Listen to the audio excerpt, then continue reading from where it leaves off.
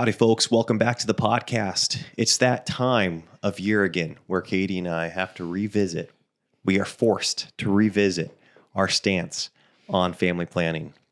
Things such as, actually, I'm not going to say what things we're reconsidering, but it's been a conversation. So we're going to fill you in on a recent epiphany and conclusion we've come to.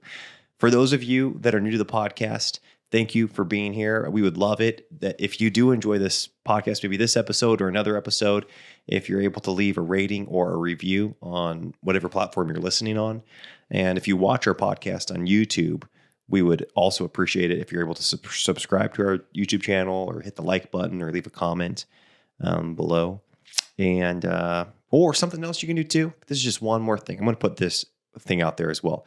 You could share an episode that you enjoy, maybe to like your family text thread. See if anybody in your family would appreciate it. Let's get this thing going.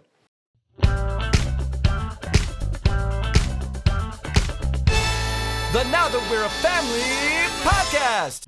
Okay, so if we had $1 for every episode we did on family planning or are we done having children, we'd probably only have $3. But the point is we have done it.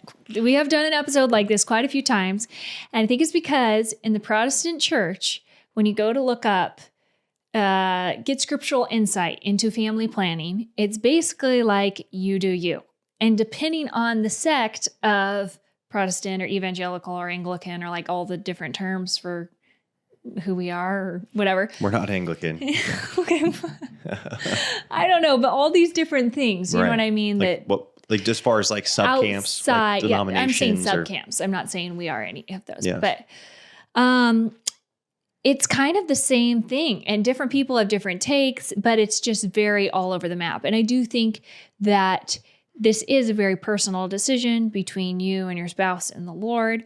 But when you're trying to get insight into what the Lord's take is, because a lot of people say, well, it's between you and your spouse and the Lord. And you're like, okay, well, can somebody help me out? Can someone help me out on what the Lord's saying about this? You know? It's like, I know what my spouse is saying. Exactly. Is whatever I feel I wish he would say or what I'm comfortable with him saying. And so you guys know, I mean, we just did so backing up. Basically, I think up until this point, we kind of were thinking we wanted to have a big family. We felt like 6 was a big family. And this was probably around baby 4-ish or so. We were like, we would really like to have 6 children if the Lord would bless us with 6 children. But I think we saw a lot of benefits of having a family 7 children and smaller. Okay, so when looking into family culture and stuff like that, I'd heard someone say that the strongest family cultures are between 4 and 7 children. And to me, that made a lot of sense. Growing up in a family of 11 kids, we have a very strong culture in our family. There's kind of this umbrella culture, but then there is an older half culture and a younger half culture. Right. I'm really proud of all my younger siblings, but they have a way different culture than what we had growing up. I mean, they're still like, they all went bungee jumping the other day with my mom, who's almost 60 years old. That is still very much a part of the whole family culture. But I don't know what you would say about your family when it comes to things like that. Yeah, I think similarly, there is like an older half and the younger half. I've never seen that not be the case with families, of like 8 or more children, especially when the age range is like, I think people, if they have 8 kids really tightly knit, like really close together, they can have kind of more of a singular culture. But for the most part, when people have 8 or more children, because of the age gap between the oldest and the youngest, there's just this 2 different cultures. Yeah. So that was something that I thought, it'd be really nice to just have one family culture and take one family through life instead of 2 families. It just seems like less pressure. and naturally, the younger culture is getting a different parent than the first culture did. And that I do believe that regardless from what I've seen, how rigorous you are in your parenting, you're just going to be a lot more chill with the second half. Oh, yeah. And this is something that can be a good thing. Yep. And it can also be something that's kind of unfortunate because we start to become kind of grandparent-ish. Mm-hmm. And it was something I was just talking to, my dad just brought up actually in the car the other day. He was taking Elisha and I to the airport. And he was saying, oh, you just try not to become a grandparent, but it's just so hard not to. In regards to parenting his children, his youngest. Yeah. Because here he was up with five of our children and another grandchild of his. Both my parents were helping watch a bunch of the kids. And then they also had their two youngest children with them. And they are doing the grandparent thing and the parent thing at the same time.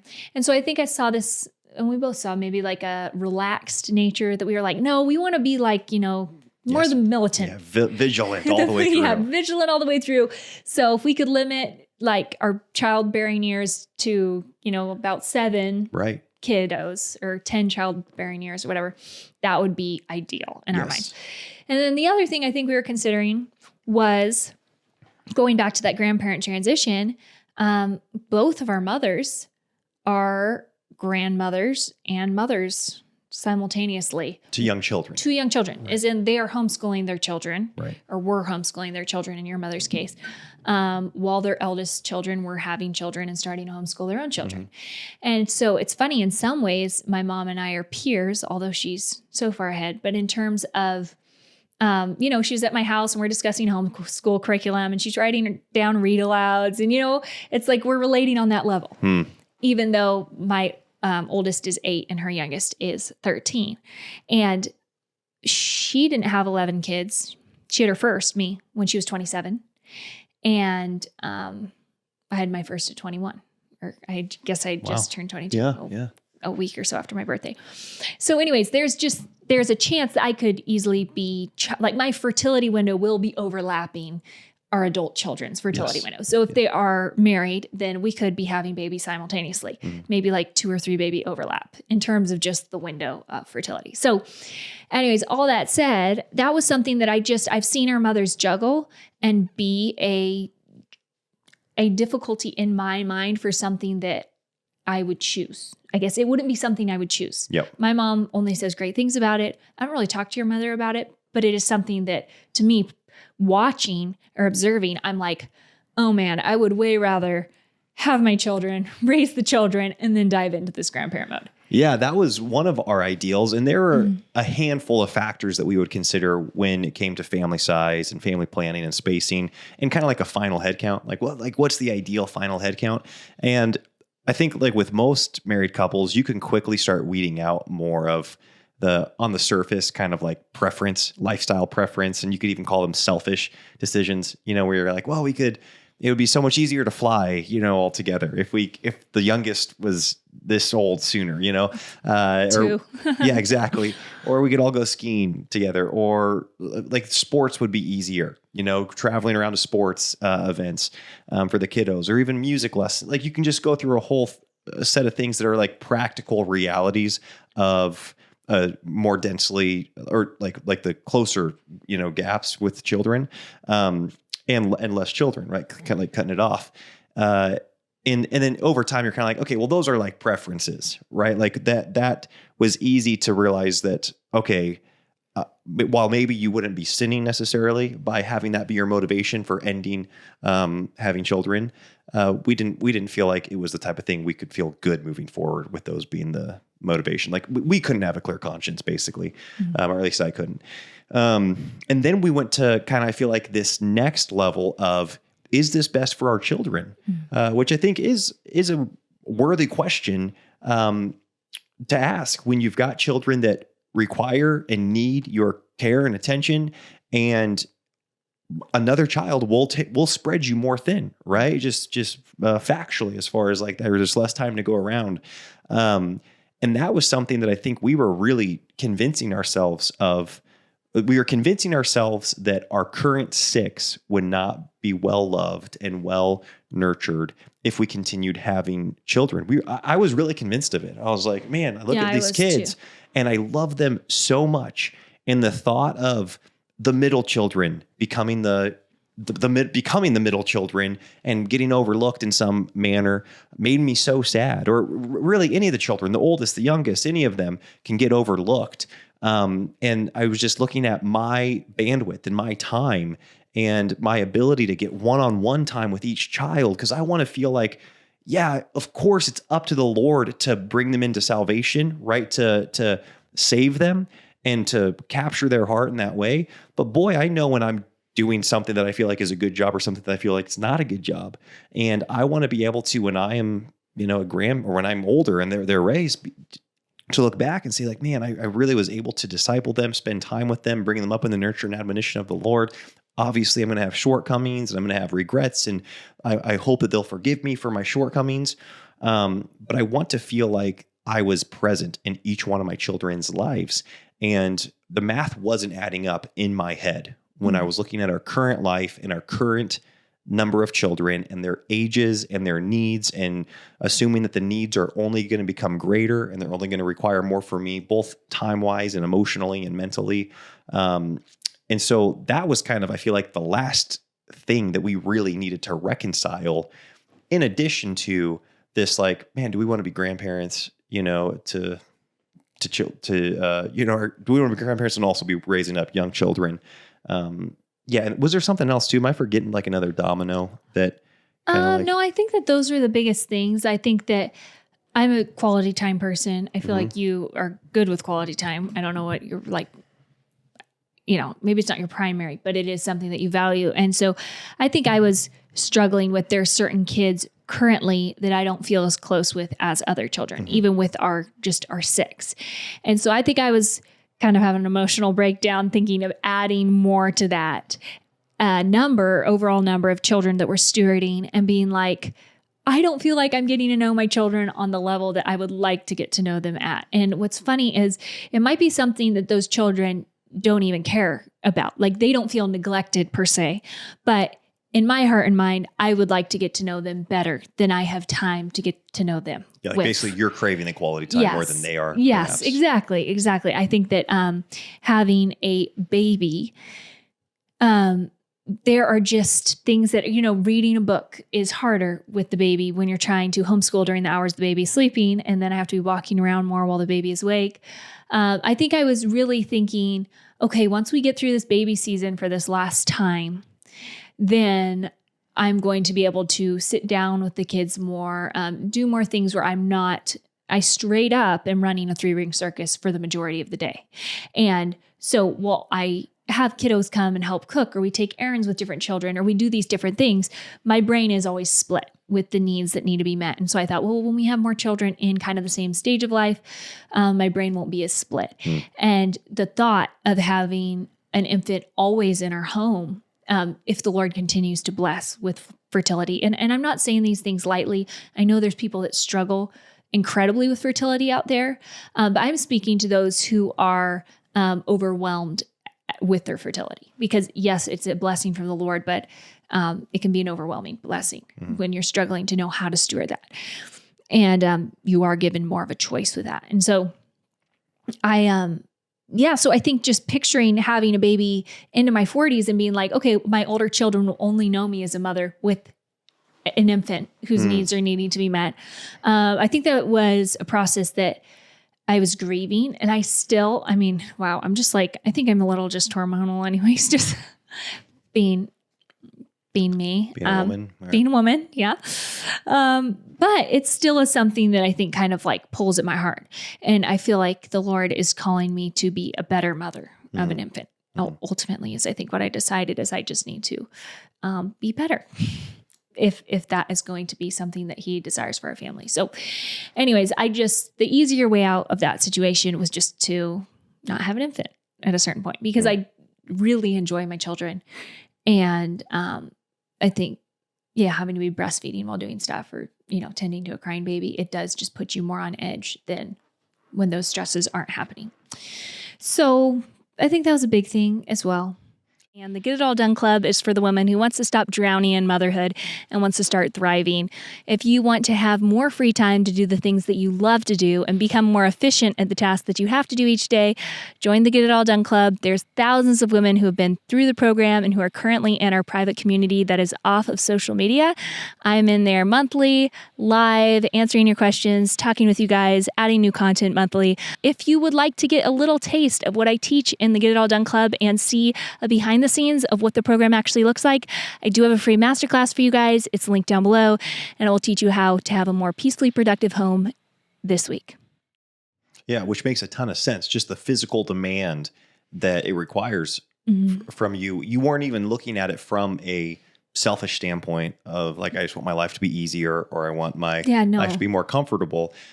You really were, your conflict was like, am I giving the other kids a good version of me? Like, this is their childhood. This is this is their education. This is their being discipled by me. And am I able to do it in a way that's effective and that I feel like I'm doing right by them, while being so spread thin physically and mentally and emotionally by they're always being an infant, right? Just they're always being that need there, because that is such a physically demanding season for you, when it's the nursing and the sleep and all of it. It's just incessant. Yeah, it's kind of crazy. It is incessant. Those of you that have children, and it's the nausea of the morning sickness, and then the end part of pregnancy. No. This isn't an announcement. This isn't. When we have, when I'm like, okay, I don't want a baby sitting on my lap because I need blood flow to my legs and I can barely breathe. And, you just have this like giant child inside of you. At least that's how it feels. And then the healing afterwards. And it's just this process where Elisha says you're physically just, you're if you're 100%, then you go down to like, I don't know, 70 to 50 to like, it depends on the day where your energy levels are. And then, there's just a lot more demands and a lot more needs. So, I don't love being pregnant, but that hasn't ever been a consideration of, would we continue to do this? Because the child is so worth the pregnancy and the delivery. And so even though I'm a little scared every time I go through a delivery, and I praise God that it's healthy, but I'm fearful to go into another one, that hasn't been a contributing factor because it has been so worth it every time. And Elisha, I feel like we have a great marriage throughout my pregnancies, and it doesn't affect us in a way that I feel like is detrimental to our marriage. Yeah. Well, no. Yeah. It's pretty much all we've known, actually. And I've loved our marriage for the duration. And so. Yeah. So it's like, I feel like Elisha and I still have a great relationship. Like, children aren't taking from our relationship or the creating of them. So anyway, so these are just all things that we've really been thinking about and throwing around. And I guess we'd really, I think, come to an agreement of what we were comfortable with. So we knew that hormonal birth control was something we were not comfortable with. Abortifacient forms of birth control were clearly a no-go as Christians. And so those things were out. But in terms of, I don't want to go all the way to natural family planning, because it wasn't just abstinence, wasn't our only method of prevention of pregnancy. But I guess I felt like, okay, maybe we can just do what we're doing. We have done what we're doing with more barrier methods for spacing a few of our children. And I just thought, I think we both were in agreement, like, this works for us. And, for the next 15 years, we'll just have a long space, Okay. So then the Lord has brought so many families into our life in 2 weeks? Yeah, whether or not he brought them into our life recently, or they've been in our life for a while and they just kind of like resurfaced in our mind, more recently. Well, I think it's a combination of both. Yeah, exactly. Like, when you're looking for it, they're having the surprise child. Right. 3, 5, 7, 8 9 years. Yeah. Later. And it's been like family after family after family that we're running into. And that, Elisha and I are looking at each other like, whoa, this is going to be us. Yeah. It's like, it's almost a guarantee. Yeah. It's like, we are going to have that 7th, but it's going to be raising an only child. Right. And that is something that I know that the Lord gives grace when he gives that to a family, to have one child to raise. But to have an only child when we are in grandparent mode is something that neither of us wants to have for that child. Right. You know, it's like if we had one in 7 years, I'd want to have another one. Yeah. Just for the sake of them having a buddy and, you know, all those things. I think that would be more ideal if, again, the Lord blessed us with that option. So Elisha and I were just kind of at this place where vasectomies are something that Elisha says he hasn't considered this, but it's something that I had always thought was totally off the table. You always said it was totally off the table. It wasn't something we were considering. And then all of a sudden, like the last month, I have been like, oh my goodness, doing all this research on vasectomies and basically building my case to bring to Elisha to wear him down. Okay. Like it's going to be like a Delilah Samson moment where he's like going to wake up and be like, what have you done to me from my incessant whining? You weren't very close to wearing me down, just so you know. Like, I know I listened patiently. He did listen patiently to me. But I was really struggling with just, oh my goodness, I thought we were going to be able to have 6 children. We thought we were done. We thought, okay, maybe in a couple years we'll have a 7th if the Lord wills. If you're feeling up for it, if you're feeling healthy. Like maybe, you know, we have one more, but after that we're done. And then it just made me where like, wow, you can't be done really. I know there's people that are, but you're more the exception, I feel like. Yeah. And so anyways, that just brought us back to square one of, okay, so why didn't we want to do this? You know, why didn't we want to just have open hands with this and be like, okay, if the Lord blesses our fertility, we're just going to have a lot of children. Right. And I think I struggle with the concept of we have to give our wombs to the Lord, because I really do feel like our wombs are the Lord. He does. Are the Lord's. Are the Lord's. Yeah. Yes. Sorry. It says in scripture, he opens and closes the womb. And I think some people take that to mean we need to keep our womb open and he can close it if he wants. But I genuinely believe he opens and closes it in terms of, you know, we could be using a different method. I mean, there's people I know that have had vasectomies and got pregnant. Yeah, I feel like that's happened a lot. The Lord opened the womb. So I guess I'm not scared that Elisha and I are going to get in the way of God's plan for our life. In terms of that, if he wants our womb open, he will open it despite what decisions we're making. But we still want to act faithfully. But we do want to act faithfully. And in a way that's honoring to God and that he would have for us. Yeah. And I do think that's going to look different for different families. Like I agree with the people that say it's between you, your husband or your spouse and the Lord. But I went to, and I think we both, I'm just going to speak for myself, but I was looking into Orthodox Christians' view of family planning, and the Catholic Christian view of family planning, because they have a clearer ethic when it comes to these things than Protestants, which I respect. And some of the teaching I was hearing, and again, I can't speak for the whole church, you know, I'm sure everyone's different on this, but the concepts that I were hearing were, okay, the church will condone more serious measures of birth control if there is a financial issue. So, you know, if the children are actually going to be destitute, so that's a good reason to stop, to steward what the Lord's given you. Or if the mother's health demands it, then that's a good reason to stop, because you're stewarding the mother's health, and so in so doing, stewarding the children well. And we really want to steward the children the Lord's given us. We don't just want to have babies, just pump them out and then not be able to steward them. But when I looked objectively at those two things, I was like, well, the Lord has blessed us currently financially, and that our kids are provided for. Elisha's an excellent provider. And I do have a lot of health and energy. You know, I am only 30. And so we don't really have a valid reason to say, it's good. We're done. I was very convicted looking at those, I guess, clear principles. And it really made me evaluate my motives in wanting to just be done, to cap it at 6.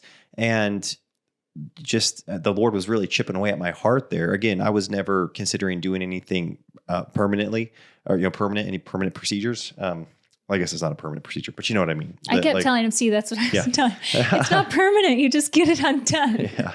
It's like exactly. It's like a temporary, permanent procedure. Yeah. But it really did make us realize one, because, and I will say this too, backing up, I'd say this is the most tension we've had around, there have been 2 times in our marriage, including this time, where we've had a lot of tension around family planning and what methods are we comfortable using, and do we want to get pregnant? Do we not want to get pregnant? I think it was shortly after our third, and then now, where it's just dominated much of our conversation and our thought life and our reading and our research. Like you said, you were noticing every family, right, that had the surprise child. It really was like that Steve Martin, the Father of the Bride, exactly. Like when it's the second one where the mom and the daughter are pregnant at the same time, and they're like driving down the road, and she's like seeing all the happy, children and all the happy parents, and he's looking on the other side and seeing like all the chaos, that time. I feel like that we were going through moments like that where it's like, man, that would be crazy if we had a surprise child, or that would be crazy if we had 11 or 12 or 13 kids. Like that would be total chaos. And then the Lord, I think over time, just kind of like flipped my perspective on it. And all the exact same things remained, in that I really wanted to, and I still want to, do right by my current kids. I'm like, I want so badly to pour into these children and to raise them up in the nurture and admonition of the Lord, and to give them great capabilities and an education and opportunities, right? Like I don't want there to be this like, well, hey, like we got a bunch of kids, so somebody's got to like take care of yourself, teach yourself what you need to know, take care of yourself. Yeah. We weren't going to do, I didn't want to do that. And we still don't want to do that. But I think that just over this reading, studying, I was like, what are we doing? Like children are such a gift. Mm-hmm. And something that really put us over the edge was actually traveling. We live in such a bubble. We don't get out much, at all. Like growing up, I didn't get out much. Now that I'm grown, I get out even less. And so when we just went to an airport, and then you walk around an airport, and then you're getting your connecting flight and you're walking around that airport, and then you get to the city and you're walking around the city, and we realize like, man, we are around a ton of big families, people that are pro-children. And so we get critical within that context, right? We get critical within like, well, they're doing it better than us, or they're doing it in a way that I feel like they could improve upon, or they're whatever. There's red flags over here, but it's all in the context of literally everyone we're around and that we talk to are pro-children and pro-bigger than average families. And that extends to you guys, our podcast listeners. Even online, right? Our interactions online. It's like there are hundreds of thousands of you that listen every month all around the world, and you guys are pro-family. Right. You're pro-children. Yes. You're having bigger than average families if the Lord gifts you that opportunity. Yeah, that's where your heart's at. Yes, that's where your heart's at. And so that's something that for us, it just seems normal worldwide for everybody to just have children. And so I feel like you said, we start to get critical within that environment and go, okay, well, that's a red flag, or like those children seem a little neglected, or their parents are failing them in that way. Yes. And not from that's their problem, but from we don't want to do that in our family. Exactly. And the older kids are bearing too much of the burden. We see these things that we're like, oh, we don't want our kids to feel that way. But yeah, like I said, we got out of town, we got out of our little bubble, and we're just reminded of the reality that like the secular society, and really like the godless society that we are in the midst of, hates children and hates family. And people are doing everything they can to avoid marriage and avoid having children. It is wild. And we had an infant when we were traveling, and I was like, I came back from just this quick trip, like feeling like the biggest advocate for family, just because of how many people are resisting it, to great, like Christians too, like professing Christians that want to have nothing to do with marriage and the fruit of marriage, the children.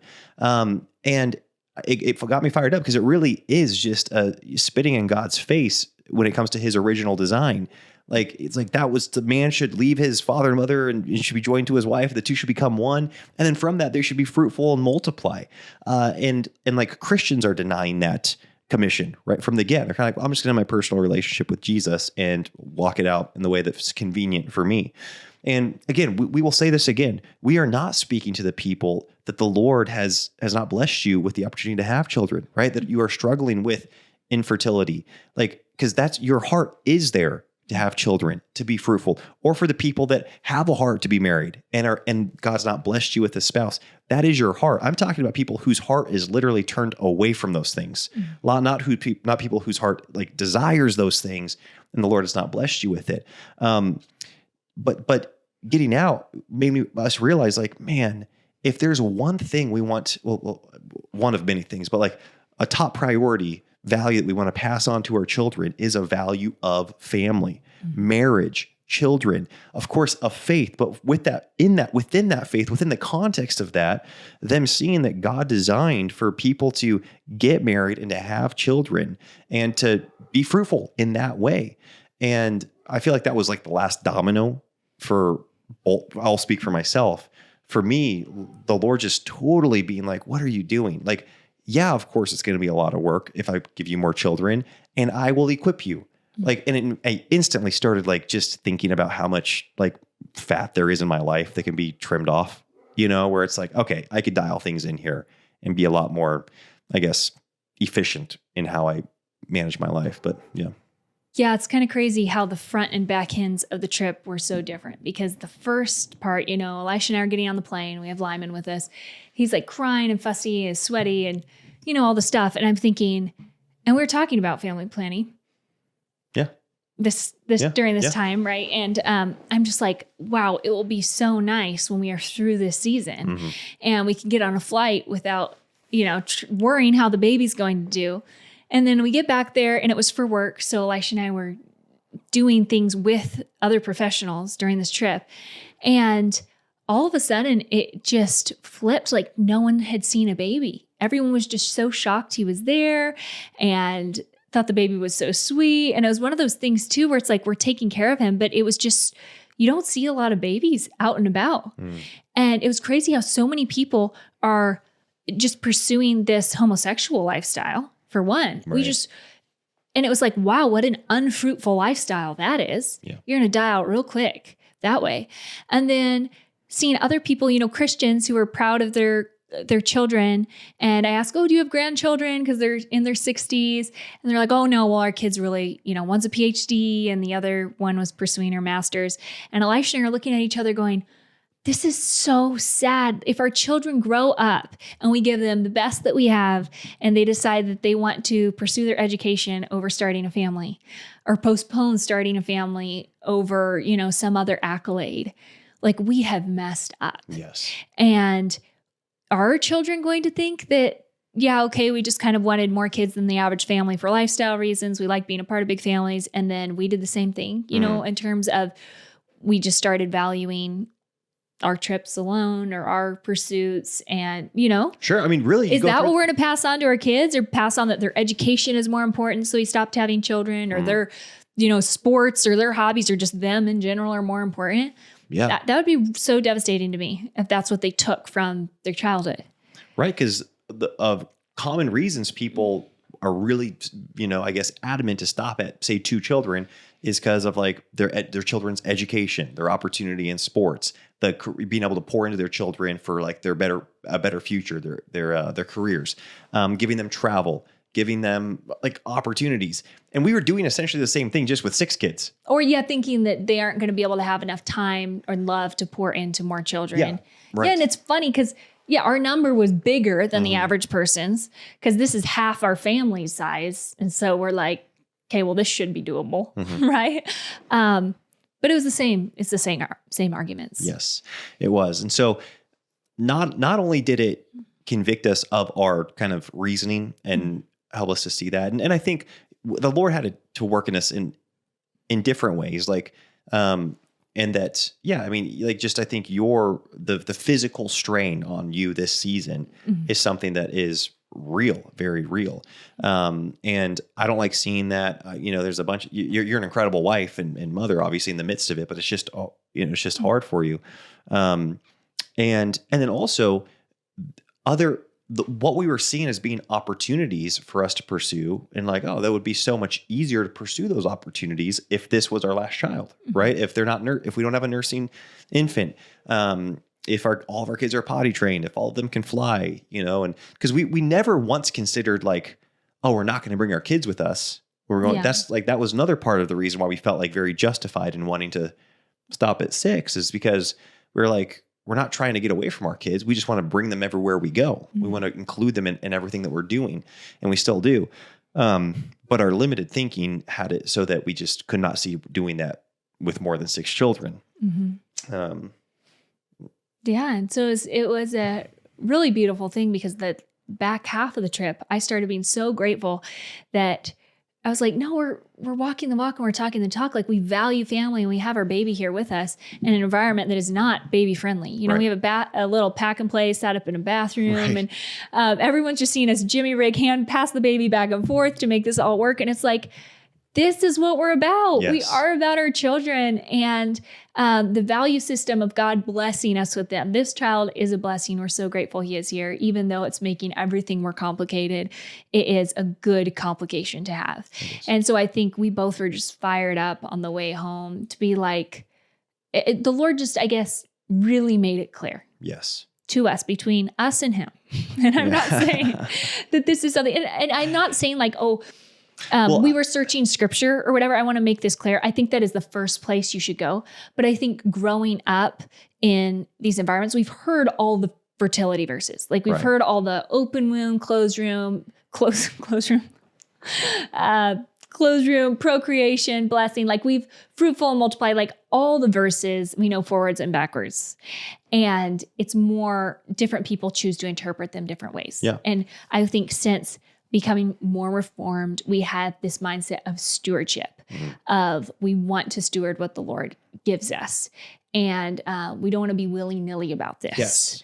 And I think, there were just certain people's mindsets toward children or whatever that was a turnoff for me when I felt like it was a pride thing. Like, when I hear people saying like, how many kids do you have? How many kids do you have? And I'm just kind of like, I don't care. You could all pass me up in kids. You could have like 10 or 14 kids. Like, I'm not in this competition for child count. I just want to have 6 really fruitful children that are walking with the Lord. Yeah. We were going for quality, not just quantity. Yeah. Like, that's not what this is about for me, and I think I got lumped in that category because we've had our children fast. And, with YouTube algorithms and stuff like that, you put how many kids you have in titles and stuff like that. Yeah. But like, for me, and for Elisha, this isn't a child count thing. It isn't. Well, and also something else that was, I think, pushing us away from wanting to have children was a similar attitude of like, well, it'll all work out. Like, just keep having them and they're all going to be fine. Because we would maybe voice concern for like, man, are we giving our kids enough, whatever, attention? Or are they, and this sentiment of like, don't worry about that. Like, just keep having as many as possible. It'll all work out. And it's like, well, yeah, except for the times that it doesn't. And you can start finding them pretty quickly, if you look around or if you're brought up in the circles that we were brought up in, where it's like, no, kids do get neglected and kids do miss out. Are resentful and leave the faith and have a poor education and are bitter against their parents. Yes. Or get married and have 2 kids or one no child because they hated their upbringing so much, they aren't going to do that to their generation. Exactly. And like, that would again be failing for me. If our children do not desire a large family, and again, like, I want them to be able to steward the children they have well. Like, if my sons marry a woman and her health is struggling, I would be so grateful if they decided to stop their growing their family. Sure. For the sake of her health and the way that she can care for her children. Like, if she's not, so that she doesn't neglect her children, just having to be bedridden for every pregnancy or whatever. Like, to me as a parent, I would be so grateful if he made that decision for them, or financially, if they're struggling to provide and children aren't getting what they need financially. So it's not like I'm wanting to pass pressure off onto our children to have this, but I think looking at the next generation helps clarify for me the end game.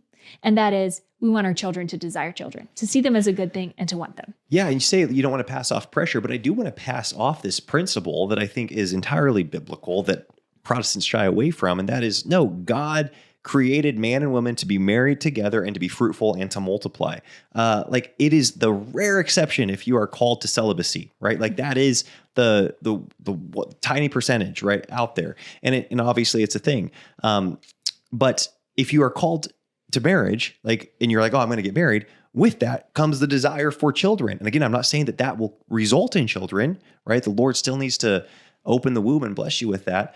But I would want to instill that into our children. Mm-hmm. And something that also convicted us is that Katie and I are believers in the reality of when you get married, you should be also mentally and like emotionally ready to start a family. And so we would encourage our children like, oh, you want to get married? Great. And they're like, yeah, we're going to wait for 5 years to have kids. We would be like, I don't think that's what God intended. He intended you. And there's people that talk about like with this pleasure usually comes the responsibility, but the two come together actually. And so as much as we are advocating for people getting married and embracing that responsibility that comes with the pleasure of sexual intimacy right away from the get, being like, no, have children. It bonds you together. It's really solidifying. We were basically going to do we were going to do the opposite, in that we embrace family in the first half of our, marriage or whatever, the first part of our marriage. Hopefully it's not just the first half, but hopefully it's less than that. But then have the pleasure without the responsibility for however many more years. And that was really convicting when I realized that, because like when I see it from the front end, I'm like, I don't think that's right.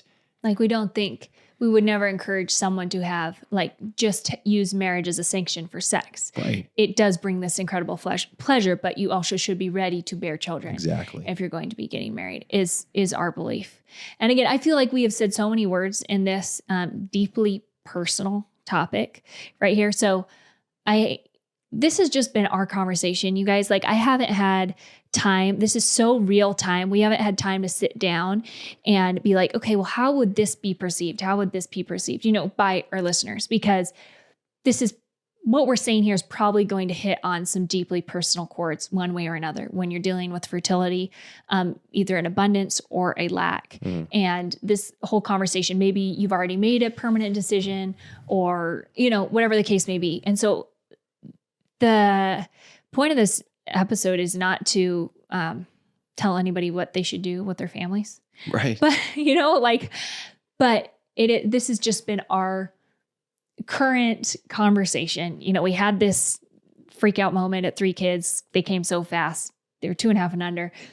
We felt like we found our solution in terms of how we could space our children a little bit. And then now it was another moment of, okay, we feel very complete. We feel very done. Are we just going to keep going? Mm. And I would say, to sum this up, we feel convicted that for us, with what the Lord has given to us, we can steward more. And if he chooses in the future to bless us, I'm not even, this is not like, oh, next month's a pregnancy announcement. Like that's not physically where I'm at, but we will, that is something we want to pursue. Basically, is stewarding more and becoming better stewards, if that's what he has for us. Yeah, amen. And regardless of, head count, we just are more and more convinced that getting married and having a child, having multiple children, is probably the most aggressive attack we can, perform on the enemy. Because I see that being just where he's attacking so viciously and having so much success outside the church and inside the church, where people are just devaluing family. They're mocking it. They're looking at it as like one of many options, right? It's like, well, what kind of ministry are you going to be in? Like, are you going to be in this, or family? Maybe family too, versus seeing it for what it is and just kind of this instrument or like this, central institution that God has ordained to be what moves and establishes culture and what, establishes societies, and builds the church, and sanctifies the church. And I don't know. Yeah, I'm more convinced of that than ever. And for us, that gets us more excited to have more children. It does. And I think it's just also just elevated our game, you know, coming home and being like, okay, like I need to stop being so perfectionistic with when I read a book to the kids or how and when I'm doing what. I just need to let go of the ideal one day when everyone is age appropriate and this Right. all works and just like make every moment count. Exactly. And I think that that's how we can grow our capability Exactly. in this season. We're gonna be flying. Okay, we'll probably be having a crying baby with us, you know, for the foreseeable future. And is it going to be exhausting? Absolutely. Like, okay, great. You know what also inspired me, and this was, you said your dad dropped us off at the airport, and they got to our house pretty late the night before he took us to the airport. He was up early the next morning going for a long run, and your dad has stewarded his health very well. He's very intentional with his diet, with his exercise, with his sleep, with his lack of media consumption. Like My mom and dad, both they are like, yeah, exactly. And I'm speaking to your dad Incredible. primarily here because I was just thinking about, and your mom can be included in this.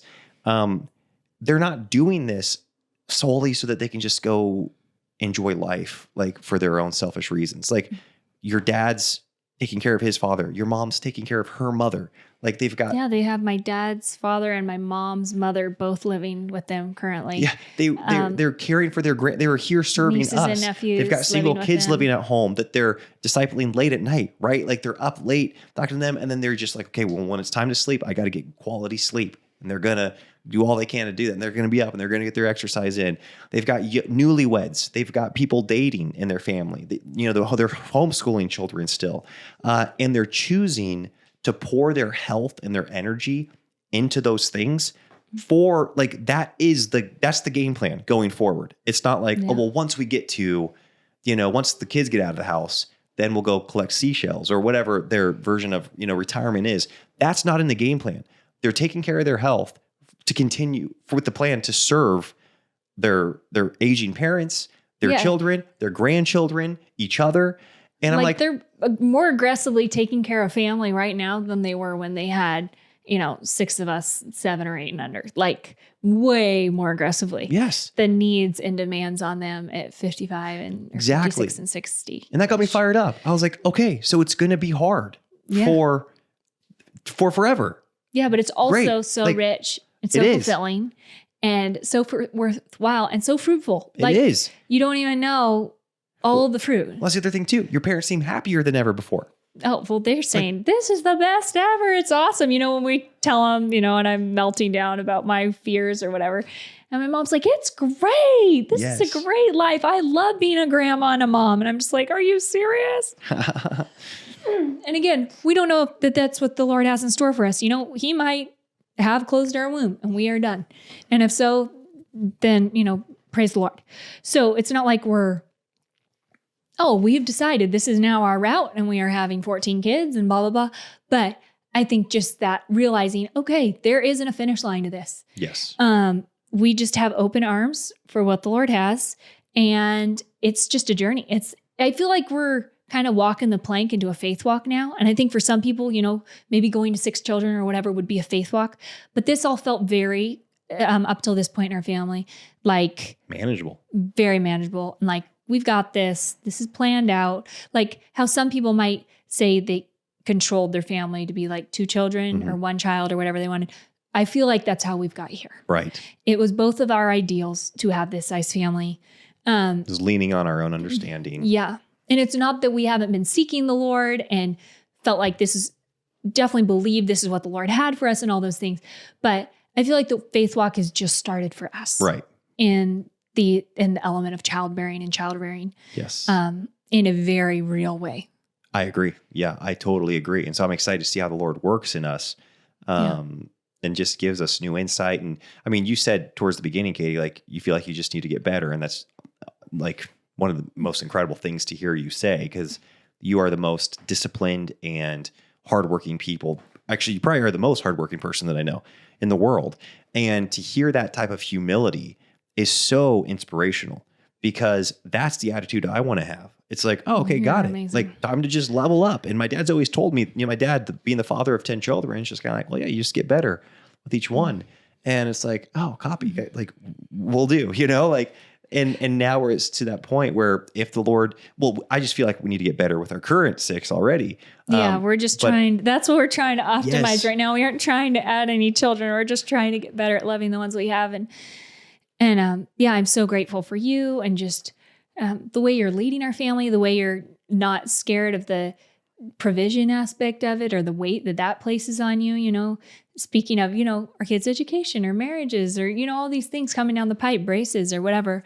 That's a heavy responsibility on you. And I'm just so grateful for the way that you handle it, leading all our boys, loving on them and loose. And I just really pray. I think the deepest prayer of my heart is the Lord is glorified through our family. This isn't the Katie and Elisha show. And I think sometimes I've limited the Lord in thinking if we have more, he won't be glorified in that. Yeah. I just want him to be glorified in our, I'm burying our talent. And I'm like, okay, he gave us one talent. I want to bury it. I want to keep it. And I want him to be glorified in it. Instead of saying, okay, we're going to take a risk here and trust that he's going to bring the increase in doing the best that we can. Because really that's what the guy who invested his talents did, is he took a risk. Exactly. Because there could be a chance he'd have nothing to show for it. And so we have to just be like, okay, our children ultimately are the Lord's.